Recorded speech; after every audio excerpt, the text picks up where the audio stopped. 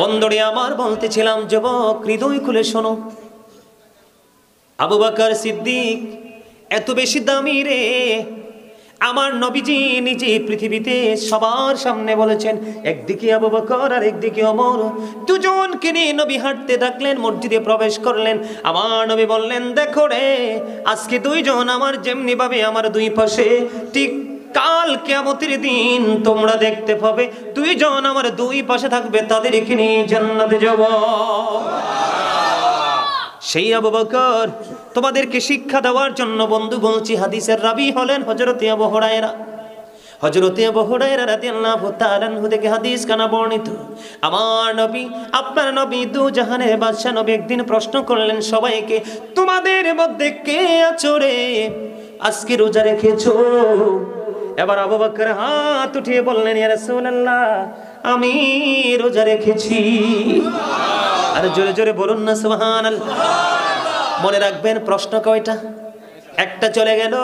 এবার আমার নবী দুই নম্বরে দ্বিতীয়বার প্রশ্ন করলো, তোমাদের মধ্যে কে আছো আজকে যারা যায় অংশগ্রহণ করেছো? এবার আবু বকর হাত তুলে বললেন, ইয়া রাসূলুল্লাহ, আমি। এই প্রশ্ন দুইটা চলে গেল। তৃতীয় প্রশ্ন হলো, আমার নবী বলছেন, তোমাদের মধ্যে কে আছো আজকে অসুস্থ মানুষকে সময় দিয়েছো, সেবা করেছো? এবার আবু বকর হাত তুলে বললেন, ইয়া রাসূলুল্লাহ, আমি। সুবহানাল্লাহ। এবার আবার প্রশ্ন করলো আমার নবী, আপনার নবী দু জাহানের বাদশা নবী, যুবক। এবার আমার নবী বললেন, তোমাদের মধ্যে কে আছো যে আজকে মিসকিনকে খাবার খাইয়েছো? এবারও হাত তুললেন হযরতে আবু বকর, ইয়া রাসূলুল্লাহ, আমি। এবার আমার নবী ডাক দিয়ে বললেন, তোমাদের কি শোনাচ্ছি যুবক, তোমরা শোনো, মা বোনদের কি বলছি শোনো, দুলালপুর উত্তর পাড়ার মানুষ রে, সবাই প্রাণটা খুলে শোনো। এক এক করে চারটা প্রশ্ন করলো, চারটা প্রশ্নের জবাব দিলেন কে? আবু বকর সিদ্দিক। এবার আমার নবী বললেন, যার মধ্যে চারটা গুণ পাওয়া গেছে, কয়টা গুণ? যার মধ্যে চারটা গুণ পাওয়া গেছে রে, সে জান্নাতি। আরো জোরে জোরে বলেন না সুবহানাল্লাহ। এটা কি আমল না? আরো জোরে বলেন, এটা কি আমল না? আমাদের মধ্যে স্পেশাল আমল হলো বন্ধু রমজান মাসের আমল। রোজা হলো স্পেশাল, রোজা হলো রমজানের রোজা, যেটা ফরজ। আমার নবী আপনার নবী তিনি বলে দিয়েছেন, কেউ যদি ইচ্ছে করে একটা রোজা ভাঙে, সে সারা জীবন চেষ্টা করলো, একটা রোজা যে ভাঙলো ইচ্ছে করে, সেটার ক্ষতিপূরণ সে দিয়ে যেতে পারবে না। রোজা রাখলে লাভ না লস? আমি একটা হাদিস শরীফ বলে ছোট্ট, আল্লাহ রাসূল বলেছেন, as-salatul khams ওয়াল জুমআতু ইলাল জুমআ ওয়া রমাদানু ইলা রমাদান। কি আল্লাহ রাসূল বলেছেন, 5 ওয়াক্ত নামাজ যে পড়বে, এক জুমা থেকে আরেক জুমার মাঝখানে যে এক জুমা থেকে আরেক জুমা পর্যন্ত যে পড়বে, এখানে সবচেয়ে বড় মজার খবর হলো রে, ওয়াল জুমআতু ইলাল জুমআ ওয়া রমাদানু ইলা রমাদান। আমার নবী বলেছেন, আমি পুরো হাদিস বলবো না, কারণ আমার আলোচনা এইদিকে নয়, এই আলোচনাটা বিস্তারিত ব্যাখ্যা করা আছে অনলাইনে। আমি আপনাদেরকে বলে দিতে চাই বন্ধুরে আমার, এই যে একটা রমজান থেকে আরেকটা রমজান মাঝখানে বিশাল একটা ডিসটেন্স আছে না নাই? বিশাল একটা গ্যাপ আছে না নাই? আমার দিকে দেখেন বন্ধুরে আমার, 360 দিনে ধরেন এক বছর। কতদিন? 360 দিনে ধরেন এক বছর। আমি 29টা ধরবো না, 30টাই ধরলাম রোজা। কয়টা? আপনার 30টা রোজা যদি হয়, 30 দিনে যদি এক মাস রোজা হয়, তাহলে এই বছরের 1 মাস রোজা, ওই বছরের 1 মাস রোজা, 60 দিন চলে গেল। কয় দিন? কথা বুঝে নেবেন, কয় দিন? এই 60 দিন 2 রোজার মাধ্যমে চলে গেল, আর বাকি আছে কয় দিন? 300 দিন। কয় দিন? আল্লাহর হাবিব বলেছেন, মুকাফফিরাতুল লিমা বাইনাহুন্না ইদাজতুনিবাতিল কাবাইর। আমার নবী জানিয়ে দিয়েছে, যুবক আজকে তোমরা সেই প্রেমের জগতের দিকে আসতে চাও না, পৃথিবীর লোভ লালসা নিয়ে থাকতে চাও। এই যে পৃথিবীর লোভটা, পৃথিবীর যে চাকচিক্যময় পরিবেশটা তাৎক্ষণিক, কিন্তু আল্লাহ নবীর প্রেমের দিকে তাকিয়ে প্রেম করে যখন তোমরা জীবন অতিবাহিত করবে, তোমাদের এই পৃথিবীর বুকেও তোমাদের সম্মান হবে স্থায়ী, আর পরকালে তোমাদের নামটা ইতিহাসের পাতায় লেখা হয়ে যাবে। আমার রাসূল বলেছেন, 2 দিকে 2 রমজানের মাধ্যমে 2 মাসের মাধ্যমে 60 দিন চলে গেল, 300 দিন অবশিষ্ট। তুমি যদি ইচ্ছে করে যদি কোনো কবিরা গুনাহ না করো, এই বছরের এই রোজা, আবার পরের বছরের রোজা, দুই দিকের রোজার মাঝখানে যে দিনগুলো আছে রে, এই দুই দিকের রোজার কারণে তোমার সবগুলো সগীরা গুনাহ মাফ হয়ে যাবে। ওয়াজকার আল্লাহর হাবিব, হাদিস শরীফ। তাহলে দুই দিকের রোজায় মাঝখানের গুনার কাফারা, তবে শর্ত হলো কবিরা গুনাহ থেকে বেঁচে থাকতে হবে। তাহলে এই গুণ কার মধ্যে পাইলেন? হযরত আবু বকর। ওনাকে নিয়ে আমি তোমাদের সামনে কথা বলছি, তোমরা শুনতে চাও না? 2 নাম্বার প্রশ্নটা কি ছিল নবীজির? আজকে জানাজায় কে অংশগ্রহণ করেছো? আমি আপনাদেরকে বলি, মুসলমানের প্রতিদিনের কর্তব্যের মধ্যে হচ্ছে মানুষ মৃত্যুবরণ করলে তার জানাজায় শরীক হওয়া। আজকের সমাজের মানুষ জানাজা দিতে চায় না, মানুষ মারা গেলে তার কবরে মাটিও দিতে চায় না, বেদাত বলে উড়িয়ে দেয়, মোনাজাতও দেয় না। আছে না কই? কথা বলেন না আমার, আছে না? বন্ধুরে আমার, সাবধান থাকতে হবে। আল্লাহর হাবিব জানিয়ে দিয়েছেন, সামাজিক বন্ধনে যদি তোমরা আবদ্ধ হতে চাও, সমাজের মধ্যে যদি সুশৃঙ্খল পরিবেশ তৈরি করতে চাও, তোমার এই সমাজটাকে যদি মডেল সমাজ হিসাবে যদি তুমি প্রিপেয়ার করতে চাও, প্রস্তুত করতে চাও, তাহলে আমার নবী বলেছেন, তোমার সমাজের ভাই হোক, যেই হোক, পরিচিত হোক অপরিচিত হোক, দেখা মাত্রই তুমি সালাম দিয়ে দিবা। কেউ যখন অসুস্থ হবে বন্ধু তাকে দেখতে যাবা, কেউ যখন বিপদে পড়ে ডাক দিবে তুমি ডাক্তার ডাকে সাড়া দিবা, কেউ যখন মৃত্যুবরণ করবে তার জানাজা অংশগ্রহণ করবা, তখন তোমাদের মধ্যে একটা বন্ধন তৈরি হয়ে যাবে। এই বৈশিষ্ট্য কার মধ্যে পাওয়া গেছে? হযরত আবু বকর সিদ্দিক। অনেক সাহাবী উপস্থিত, হাত তুলেছেন কে? হযরত আবু বকর। ও বন্ধু, তৃতীয় প্রশ্নটা হলো, কে অসুস্থ রোগীর সেবা করেছো? তোমরা জানো না বন্ধু, হৃদয় খুলে শোনো, এখন আদার্স ম্যান তো থাক দূরের কথা, মা বাবা অসুস্থ হলে সন্তান চায় না। আদার্স পারসন, আদার্স পিপল তো যাক অন্য কথা, ঠিক কিনা? আমার কথা শোনেন বন্ধু, এখানে অনেক লম্বা নেয়ামত লুকায়িত। আমি আপনাদেরকে কট করে বলছি, আমার দিকে তাকান বন্ধুরে আমার। যিনি অসুস্থ ব্যক্তিকে দেখতে যায়, যেমন ঢাকা থেকে কুমিল্লা, কুমিল্লা থেকে ঢাকা আসে না নাই? এমন বন্ধু ব্রাহ্মণপাড়া থেকে কুমিল্লা, কুমিল্লা থেকে ব্রাহ্মণপাড়া আসে না নাই? আরো জোরে।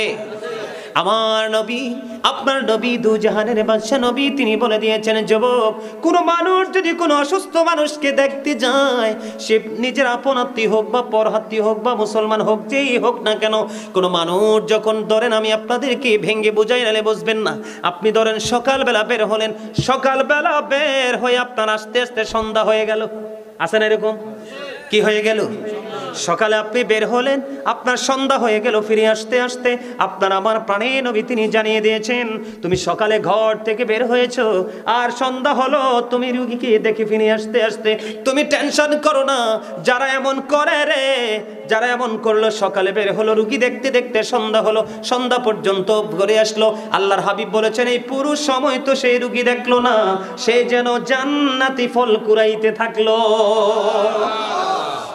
আবার অনেকে আছে বন্ধু, সন্ধ্যাবেলা যায়। কখন যায়? যে আমার প্রিয় মানুষ অসুস্থ, আমি সন্ধ্যাবেলা তার বাড়ি যাব, সারাটা রাত থাকবো, সকালবেলা ফিরে আসবো। তখনও বন্ধু সে সন্ধ্যায় গেল, পরের দিন সকালে আসলো, সে যেন জান্নাতি ফল কুড়িয়ে নিয়ে আসলো। আল্লাহর হাবিব বলেছেন, হযরত আলী রাদিয়াল্লাহু তাআলা আনহু থেকে হাদিস কানা বর্ণিত, আমার নবী বলেছেন, বন্ধু, সকালে তুমি রোগী দেখতে যাবা, রোগীর সেবা করতে যাবা, তোমার জন্য 70,000 ফেরেশতা আল্লাহর কাছে ক্ষমা চাইবে। আবার যখন বিকেলে বের হবা, পরের দিন সকাল পর্যন্ত ফিরে না আসা পর্যন্ত তোমার জন্য 70,000 ফেরেশতা আল্লাহর কাছে মাগফিরাত কামনা করবে। এই গুণ পাওয়া গেল কার কাছে? হযরতে আবু বকর সিদ্দিক রাদিয়াল্লাহু তাআলা আনহুর কাছে। জোরে জোরে কন্যা সুবহানাল্লাহ। বন্ধুরে আমার দিকে তাকান।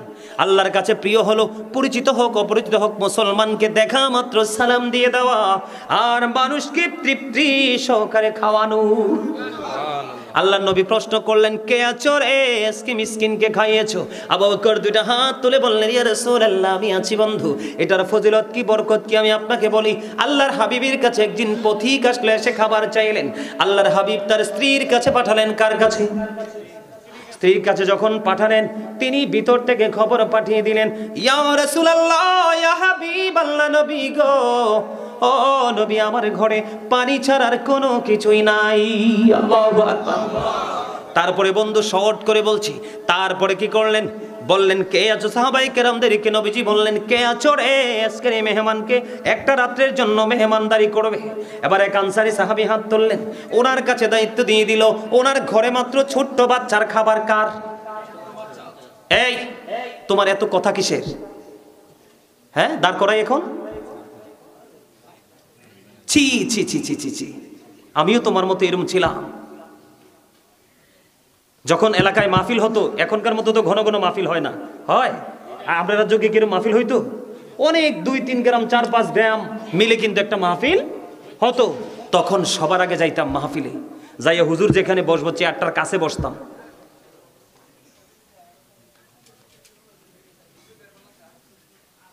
বন্ধুরে আমার, আমি আপনাদেরকে বলে দিতে চাই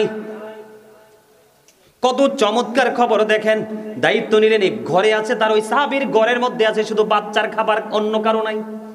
সাহাবী তিনি বাড়ি চলে গেলেন, যাইয়া বিবিকে বললেন বিবি রে সন্ধ্যা যখন হবে প্রদীপটা নিভাইয়া দিও, বাচ্চাটাকে কৌশল করে তুমি ঘুম পাড়াইয়া দিও।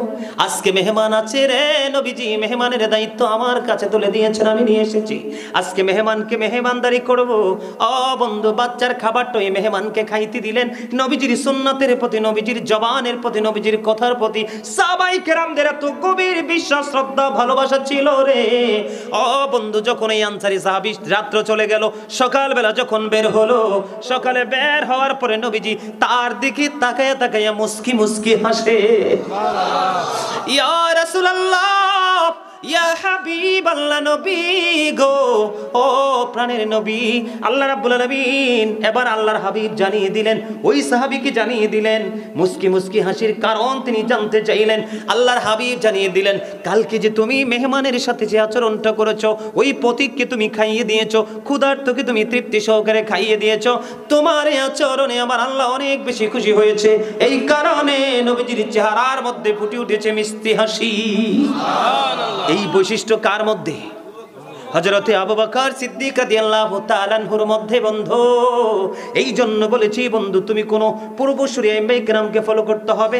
যারা আল্লাহ রাসূলের প্রেমে পাগল হয়ে নিজের জীবনকে কুরবানি করেছে, তাদের প্রেমে পাগল হয়ে যাবে। তখনই তুমি আল্লাহর প্রদত্ত নূরের জ্যোতিতে বিরাজ করতে পারবে। তোমার মৃত্যু এবং জীবনের মধ্যে কোনো পার্থক্য থাকবে না। আল্লাহর হাবিব জানিয়ে দিয়েছেন, আল্লাহ বলেছেন আমার প্রিয় লোকেরা মরতে চায় না, আর আমি আল্লাহ তাদেরকে দুনিয়ায় রেখে কষ্ট দিতে চাই না। মানুষকে মরতে চায়, তাই এই প্রশ্নের উত্তর দিলেন কে? আল্লাহ। তারা মরতে চায় না, আর আল্লাহকে আমি তাদেরকে পৃথিবীতে রাখতে চাই না, কারণ পৃথিবী তাদেরকে কষ্ট দিবে। এই জন্য কষ্ট যেন দিতে না পারে, আমি তাদেরকে সুযোগ করে আমার কাছে নিয়ে আসব। সে প্রিয় হতে হবে আমাদেরকে। কি হতে হবে? কি হতে হবে? আমি তোমাদেরকে বলি, আজকে একটা ওয়াজ না করলে করতাম নি, না শেষ করে দিতাম রে। দুলাল শেষ করবো? হ্যাঁ, তার মনটা বেশি একটা বালা না। হ্যাঁ, একটু সহজ সরল মানুষ নাকি? হ্যাঁ, জুমার দিন। আরে জুম্মা মুসল্লিরা সবার পরে না যায়? কোন সময় যায়? আরে কোন ওয়াজ করবো তোমরা? কোন ওয়াজ সময়? সমস্ত অঙ্গে ব্যথা, মলম কোথায় দিব? সমস্ত বডিতে ব্যথা না আমাদের? আমি বলি যে জুমার দিন আমরা কত বেয়াদব, আমরা কত বেয়াদব। জুমার দিন আল্লাহ রাসূল বলছেন যে সবার আগে যাবে এবং সবার পরে বের হবে। কি হবে? যিনি সবার আগে যাবে এবং সবার পরে বের হবে, আল্লাহ রাসূল বলেছেন তার বাড়ি যাইতে বের হইয়া যতগুলো কদম লাগবে, মানে যতটা কাইক, আমরা আঞ্চলিক ভাষা বাঙালি কি বলি? কাইক। যতগুলো কাইক দিবা, প্রত্যেকটা কাইকের বিনিময়ে তোমার আমল নামায় 1 বছরের নফল ইবাদতের সওয়াব দেয়।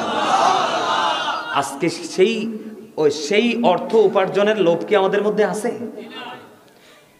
তোমরা যারা সবার পরে যাও, তোমাদের ক্ষতিটা আমি বলছি কোনটা। তোমরা যারা সবার পরে যাও জুমার নামাজে, তাদের ক্ষতি, মুরব্বী হোক, যুবক হোক, যেই হোক, ক্ষতিটা কি হচ্ছে? ইমাম সাহেব যখন খুতবা দেওয়ার জন্য মিম্বরে দাঁড়ায়, কোথায়?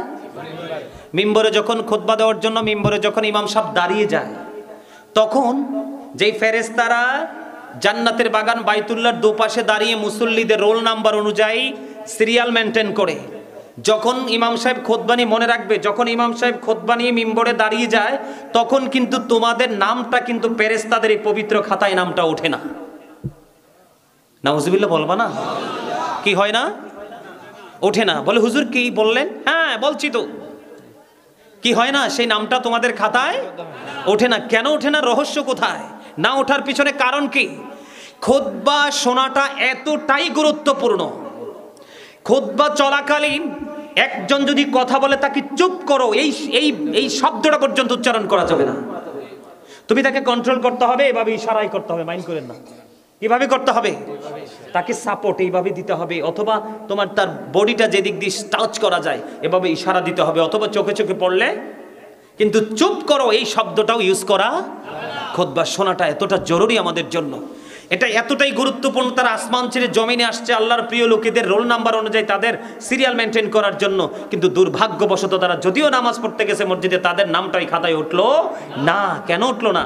যখন ইমাম সাহেব খুতবা দেওয়ার জন্য দাঁড়িয়ে যায় তখন ফেরেশতারা তাদের নোটবুকটাকে ক্লোজ করে তারাও ইমাম সাহেবের খুতবা শোনার জন্য দাঁড়িয়ে যায়। আজকে সেই খবর কি আমাদের আছে? আমরা খাবারের ক্ষেত্রে অত্যন্ত ভালো খাবারটা খাই, কিন্তু আমলের ক্ষেত্রে একবারে লাস্ট জিরোটা। ঠিক না? কোনটা? আরো জোরে কোনটা? জিরোটা না? আমরা কি আসলেই বুদ্ধিমান নাকি বুদ্ধিহীন? আরো জোরে। আমি তোমাদেরকে আজকে বলে যাই, সম্মানিত উপস্থিতি, তোমরা বড় লোকের ছেলে মেয়েদের সাথে কম মিশবে। কার সাথে? কার সাথে? বড় লোকের ছেলে অথবা মেয়েদের সাথে। এটা আমার কথা না। তোমরা চাইলে, আমি প্রুফ আছে আমার কাছে, আমি সব সৎসঙ্গ সবসময় সঙ্গে রাখি। অনেকের এটা গায়ে লাগতে পারে। কেন বলছি জানো? আল্লাহ রাসূল বলেছেন, অবিবাহিত যুবতী নারী যেমন ফিতনা, বড় লোকের ছেলেরাও তেমন ফিতনা। অবিবাহিত ছেলেদের চাইতে, অবিবাহিত যুবতী মেয়েদের চাইতেও অনেক বড় ফিতনা হলো বড় লোকের ছেলেরা, মেয়েরা। তাদের সাথে তোমরা কি করো না? ওঠা বসা করো না, চলাফেরা করো না। কারণ তারা ইসলাম, আইন, কোরআন, হাদিসের কোনো তোয়াক্কা করে না। তারা তাদের ক্ষমতাকে প্রয়োগ করে দেদারসে তারা অন্যায়, অপরাধ, জিনা, ব্যভিচার করেই যাচ্ছে। কি করে যাচ্ছে? যুবক, বর্তমানে নারীদের জিনা, যুবক যুবতীদের জিনা প্রবল বেগে বেড়ে গেছে। অনলাইন খুললে দেখা যায় জিনার মাধ্যমে নারী দর্শন, মৃত্যু। গতকালকে আমার ড্রাইভার বলল, এক বড় লোকের ছেলের সাথে এক মেয়ের প্রেম হয়েছে। পরে ওই ছেলে মেয়েটাকে নিয়ে এমন ভাবে তাকে মেরেছে, গাড়ি কেটে মেয়েটাকে বডিটা টুকরো টুকরো করে বের করতে হয়েছে। কিন্তু মেয়ের পক্ষ কিছু করতে পারে নাই তো, ওরা অনেক পয়সার মালিক। এই জন্য আমি বলি, the rich are not always happy. ধনীরা সব সময় সুখী নয়। কোন ধনী? যারা আত্মার ধনী। আল্লাহ গিনা গিনা নাফস, ফোর যারা, তারা যদিও দুনিয়াতে জন্মগ্রহণ করেছে দুঃখ ভোগের জন্য, বড়লোক দ্বারা নির্যাতিত কিন্তু সমাজের দুস্থ মানুষগুলো। কি ভুল বলছি? তবে আল্লাহর কাছে তারা দামি, অলওয়েজ হ্যাপি, সবসময় তারা সুখী। এই আমার দিকে তাকাও। একটা যুবতী মেয়ে আরেকটা যুবতী মেয়ের সাথে একসাথে ঘুমাবে না, একই চাদরের নিচে বা একই কাঁথার নিচে। আল্লাহ রাসূল বলেছেন, একটা যুবক ছেলে আরেকটা যুবক ছেলের সাথে একই কাঁথার নিচে ঘুমাবে না। তখনই পৃথিবী থেকে জিনা, ব্যভিচার উঠে যাবে। কি হয়ে যাবে? জিনা, ব্যভিচার যদি আমরা আমাদের সমাজ থেকে দূর করতে চাই তাহলে কি করব? একটা যুবক আরেকটা যুবকের সাথে একই কাঁথার নিচে ঘুমাবে। লূত আলাইহিস সালামের জামানায় ছিল বলৎকার, কি যেটাকে সমকামিতা বলা হয়। কোন সময়? লূত আলাইহিস সালামের জামানায় ছিল এই নোংরামি। এই আমার দিকে তাকাও। আল্লাহ রাসূল বলেছেন, একটা যুবক আরেকটা যুবকের লজ্জাস্থানের দিকে তাকাবে না, একটা যুবতী আরেকটা যুবতীর লজ্জাস্থানের দিকে তাকাবে না। নারীদেরকে বলেছেন, তোমরা তোমাদের লজ্জাস্থানকে হেফাজত রাখো, আর পুরুষদেরকে বলেছেন, তোমরা তোমাদের দৃষ্টিটাকে নিম্নগামী করে রাখো, নিচের দিকে করে রাখো। অনুমতি ছাড়া কখনোই কোনো নারীর ঘরে কোনো পুরুষ যাওয়া যাবে না। তার জন্য ভয়ঙ্কর সাপ আল্লাহ রাব্বুল আলামিন বরাদ্দ করে রেখেছেন। আল্লাহর হাবিবকে প্রশ্ন করা হলো, ইয়া রাসূলুল্লাহ, একটা নারীর জন্য দেবর, আল্লাহ রাসূল বলেছেন একটা নারী তার দেবরের সাথে দেখা করার চাইতে মৃত্যু অনেক বেটার। একটা বেগানা নারী একটা বেগানা পুরুষ নির্জনে দেখা করা টোটাল হারাম। আজকে আমাদের সমাজে জিনা, ব্যভিচার, বলৎকার বেড়ে গেছে। এইগুলো থেকে আমাদেরকে উঠে আসতে হবে। যে আইনি প্রক্রিয়ার মাধ্যমে ছেলেকে বিয়ের জন্য প্রেসার দেওয়া হয়েছে, যেই ছেলে বিয়ের আগেই মেয়ের গর্ভে সন্তান দিতে পারে, ওই ছেলে কি কখনোই এ মেয়েকে সাদরে গ্রহণ করতে পারে? এটার জন্য ইসলাম কিছু কন্ডিশন দিয়েছে। কি দিয়েছে? হযরতে সুফিয়ান শাওরি রাদিয়াল্লাহু তাআলা তিনি বলেছেন, আমার দিকে তাকান, ইনি বলছেন আমি গোসলখানায় ঢুকলাম। যখন আমি গোসলখানায় ঢুকলাম তখন দেখলাম আমার গোসলখানার মধ্যে ফুটফুটি স্মার্ট একটা যুবক, আমার একটা ছেলে আমার রুমে গোসলখানায় ঢুকে গেল। আমি তখন বারবার ডেকে ডেকে বলছি তাকে আমার কাছ থেকে নিয়ে যাও, কারণ একটা মেয়ের সাথে থাকে, একটা নারীর সাথে থাকে একটা শয়তান, আর একটা বালকের সাথে থাকে কমপক্ষে 10টা শয়তান। কয়টা শয়তান? আমি বলে দিই আপনাদেরকে, ফুটফুটে যদি কারো সন্তান থাকে, সুন্দর ছেলে হোক বালক হোক, এটাকে কিন্তু প্রাপ্তবয়স্ক যুবক থেকে নিরাপদে রাখতে হবে। আমার কথা কি আপনারা বুঝেন? কথা বুঝতে পারছেন? প্রত্যেকটা বাবা মা তার সন্তানকে, সন্তানের পৃথিবীর সমাজের মানুষের কাছে বলে অমুকের ছেলেটা বড় হয়ে গেছে, কিন্তু পিতামাতার কাছে কখনোই ছেলেটা বড় নয়। প্রত্যেকটা পিতামাতাকে বলবো, every parent should take care their children very carefully. প্রত্যেকটা পিতামাতা তার সন্তানের দায়িত্ব যত্ন সহকারে পালন করা উচিত। আর আমরা সন্তান হিসাবে we should Obi our parents. আমাদের প্রত্যেকের উচিত আমাদের পিতামাতাকে মান্য করা। এবার আসো, আমি কেন বললাম মানুষকে হত্যা করা কবিরা গুনাহ? একজন মানুষকে যদি বিনা কারণে হত্যা করা হয়, মুসলিম কান্ট্রিতে জন্য বেঈমানকেও যদি হত্যা করা হয়, আল্লাহ রাসূল বলছেন সে যেন গোটা জাতিকে হত্যা করলো, সেই পাপ তার আমলনামায় চলে আসবে। সেই জান্নাতে যাওয়া তো থাক দূরের কথা, জান্নাতের গ্রাণও পাবেন, অথচ জান্নাতের গ্রাণ 500 বছরের দূর থেকে পাওয়া যায়। সুবহানাল্লাহ। কোত্থেকে পাওয়া যায়? আমি বলি মানুষকে হত্যা করা যাবে না, কিন্তু আল্লাহ রাসূল বলেছেন হাদিস শরীফের মধ্যে এসেছে, বিয়ে করার পরেও যেই নারী এবং পুরুষ জিনায় ব্যভিচার জিনায় লিপ্ত থাকে, উম্মত আমি অর্ডার করলাম তাকে সাথে সাথে হত্যা করে ফেলো। কি করে ফেলো? আর এখন আমাদের দেশে জিনা ব্যভিচার করলে ঘুষ খাই এটাকে বৈধ করতে চায়। কেন? ওই যে বিবেক, ওই যে দিনের শিক্ষা, দিনের শিক্ষা, দিনের বিবেক, কোরআন হাদিসের সঠিক যেই সাজেশন আমাদের বেরিয়ে নাই, তো আমরা ফয়সালা দিব কোত্থেকে? Characterless people will come in national power. চরিত্রহীন লোক যাবে জাতীয় ক্ষমতায়, আজকে সেটা বাস্তবায়ন হয়ে যাচ্ছে। ঠিক কিনা বলেন? এটাই আমাদের জাতির জন্য লজ্জা, জাতির জন্য দুর্ভোগ, জাতির জন্য কলঙ্ক। আমার কথা কি বুঝে আসছে?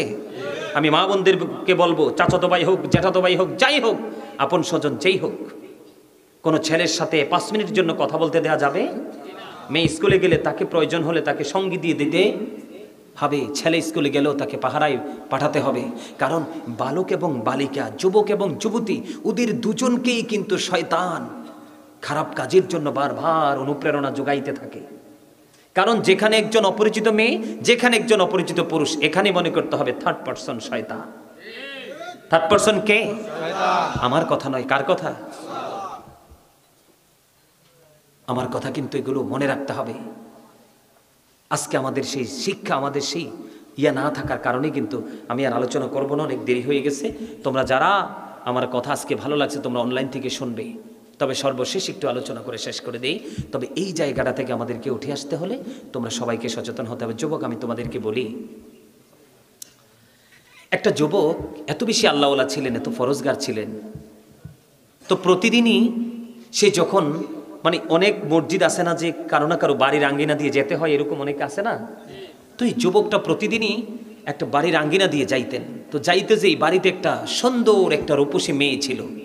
মেয়েটা ছেলেটা আসা যাওয়া করতে করতে মেয়েটা মনের অজান্তে সেই ছেলেটার প্রেমে পড়ে গেল। কিন্তু ছেলেটা এতটাই আল্লাহওয়ালা, এতটাই বুজুর্গ, ছেলেটা মেয়েদের ডাকে কোনোভাবেই কি করতেছে না, কর্ণপাত করতেছে না, তার ডাকে সাড়া দিচ্ছে না। তো একদিন ছেলেটা এশার নামাজ পড়তে গেল। তো যাওয়ার পরে ফিরে আসার সময় মেয়েটা এমনভাবে তাকে এমনভাবে কৌশল বা প্রেম আকাঙ্ক্ষা দেখাচ্ছে, ছেলেটা বাধ্য হয়ে শয়তানের ধোকায় মেয়েটার ঘরে চলে গেল। কোথায় চলে গেল? এই ঘটনাটা ঘটছে হযরত ওমর রাদিয়াল্লাহু তাআলা আনহু যখন খেলাফত প্রাপ্ত ছিল, দায়িত্বপ্রাপ্ত ছিল তখন। তো মেয়েটার ঘরে যখন গেল, ছেলেটা যাওয়ার পরে দেখলেন মেয়েটা বিয়ের পরে স্বামী স্ত্রী যেভাবে ভাসর ঘর সাজায়, মেয়েটা ঠিক সেইভাবে একটা পরিবেশ তৈরি করে রাখলো। হঠাৎ করে ছেলেটার অন্তরে আল্লাহর ভয় তৈরি হয়ে গেল।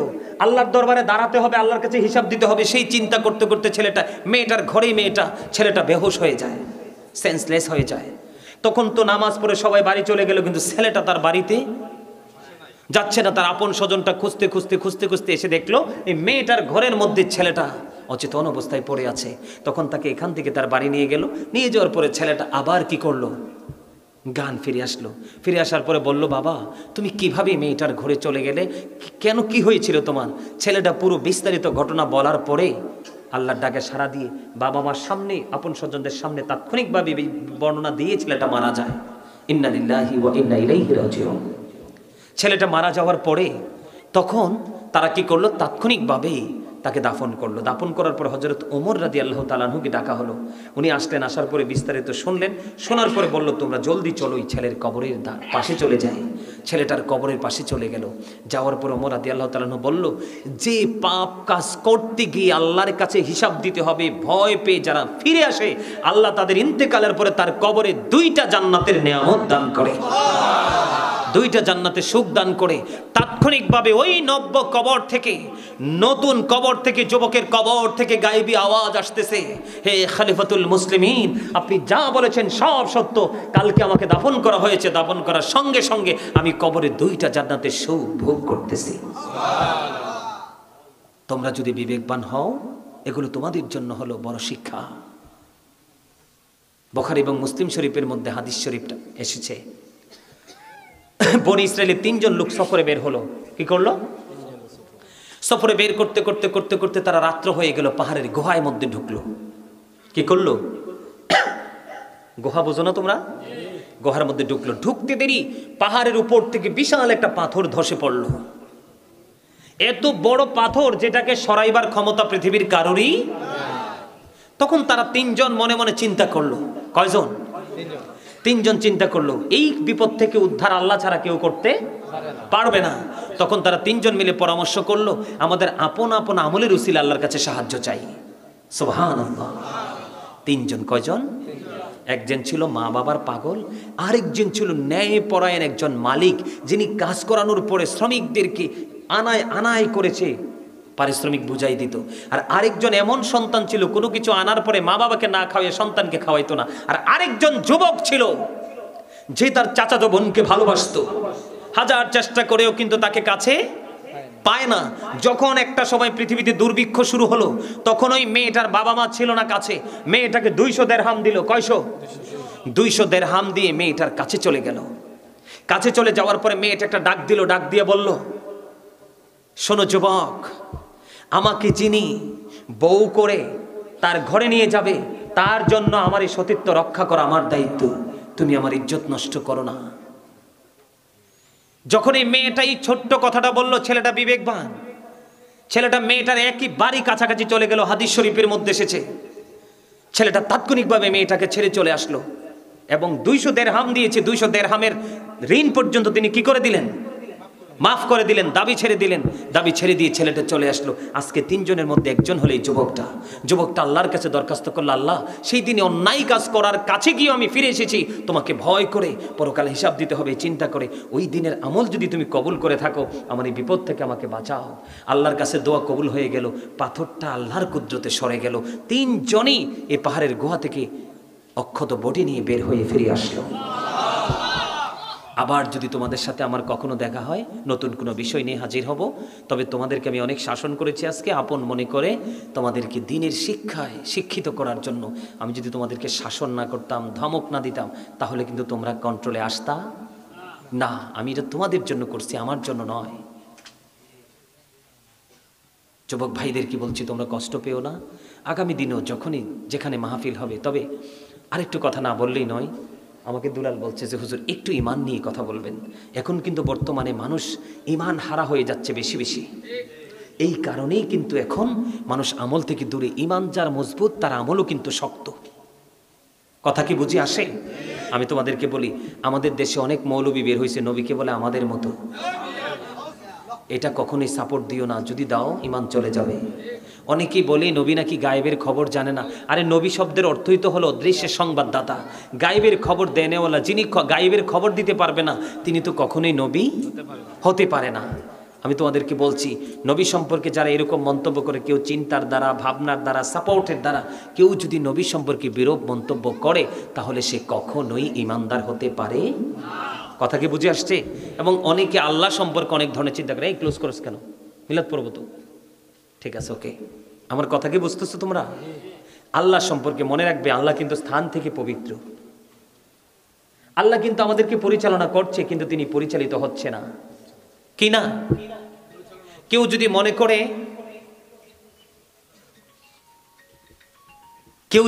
করে আল্লাহ রাব্বুল আলামিন কোনো কিছুর উপর, তাহলে আল্লাহ হবেন সীমাবদ্ধ। কি সীমাবদ্ধ না? কেউ যদি মনে করেন আল্লাহ কোনো বস্তু থেকে, তাহলে আল্লাহ হন সৃষ্টি। আল্লাহ তো স্রষ্টা, আল্লাহ কি সৃষ্টি? আল্লাহ সৃষ্টি। লাম ইয়ালিদ ওয়ালাম ইউলাদ, তিনি কারো থেকে জন্ম নেয়নি, কাউকে জন্ম দেয়নি, কিন্তু তিনি সৃষ্টি করেন, ক্রিয়েট করেন। কি করেন? আল্লাহ কথা বলেন, তবে আমাদের মতো নয়। আল্লাহ দেখেন, আমাদের মতো নয়। যারা বুঝের তারা সহজেই বুঝে নিতে পারবে।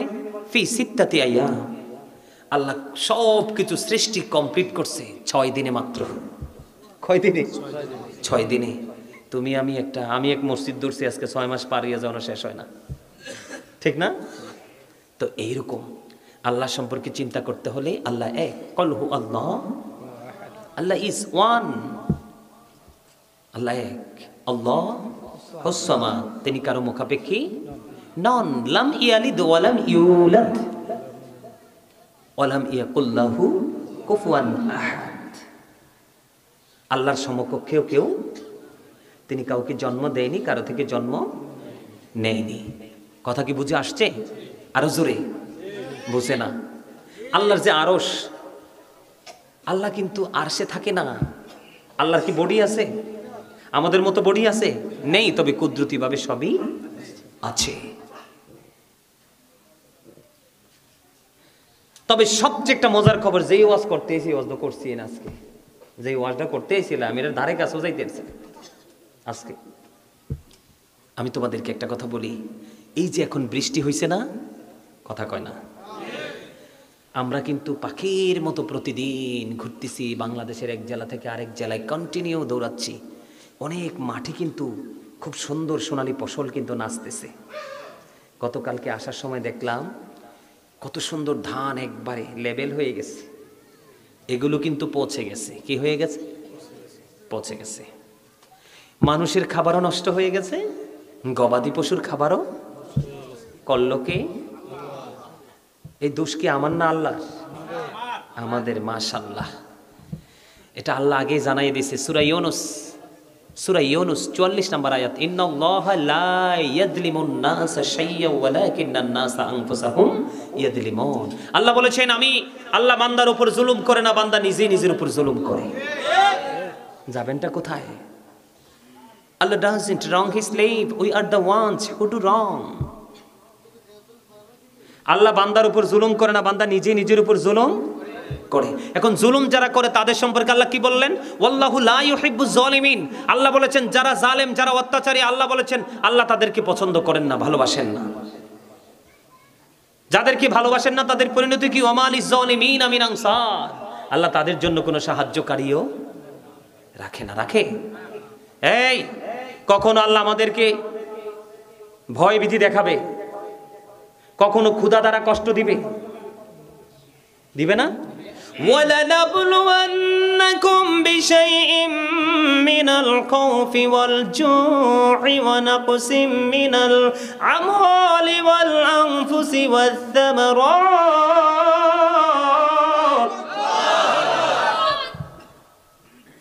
وَبَشِّرِ الصَّابِرِينَ।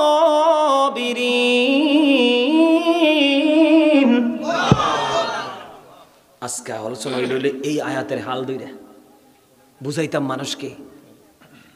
কখনো ভয়ভীতি দেখাবে, কখন ক্ষুধা দ্বারা কষ্ট দেবে, কখনো ধন সম্পদ ক্ষতি হবে, কখনো জীবনের উপর আঘাত আসবে, কখনো ফল ফসলের কি হবে, ক্ষতি হবে। এটা দিয়ে আল্লাহ ইমানদারদেরকে কি করতেছেন, পরীক্ষা করতেছেন। অবশ্যই সাবিরিন, সুসংবাদ কার জন্য, যারা ধৈর্য ধারণ করে তাদের জন্য। ইন্নাল্লাহা মা'আস সাবিরিন, যদিও আয়াতটা আগের, আমি পরে নিয়ে আসছি। ইন্নাল্লাহা মা'আস সাবিরিন, আল্লাহ ধৈর্যশীলদের সাথেই আছে। মনে রাখবা, কখনো কি হবে, ভয় ভয়। যেমন ভূমিকম্প আইছে রে ভাই, আমি তোমারা যুবকদেরকে বলছি, এই আমার দিকে তাকাও।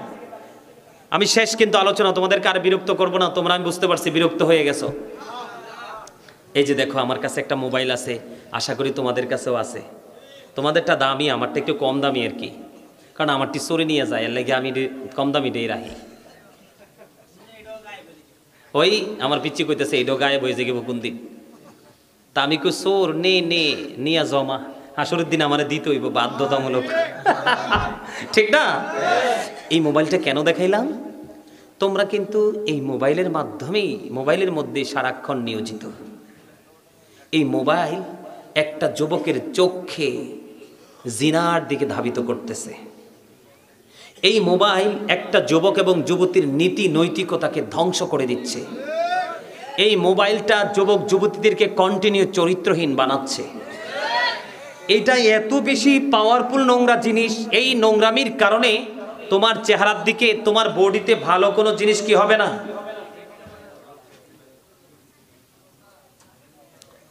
তোমার অন্তরে ভালো জিনিস ঠাঁই পাবে না, পাবে। এটা এতটাই নোংরা জিনিস। এটা কেন বললাম, একটু এক্সাম্পল। আমি যে বাসায় থাকি, আমি থাকি 2য় তলায়। কত তলায়? আমি তো রাত্রে মাহফিল শেষ করে এসেছি, ঘুমাইতেছি, তো ঘুমন্ত অবস্থায় মানে বিল্ডিংয়ের ঝাঁকাঝাঁকি দেখে, বড় অনেক বড় বিল্ডিং, তো বিল্ডিংয়ের ঝাঁকাঝাঁকিতে কিন্তু আমার ঘুম ভাঙছে।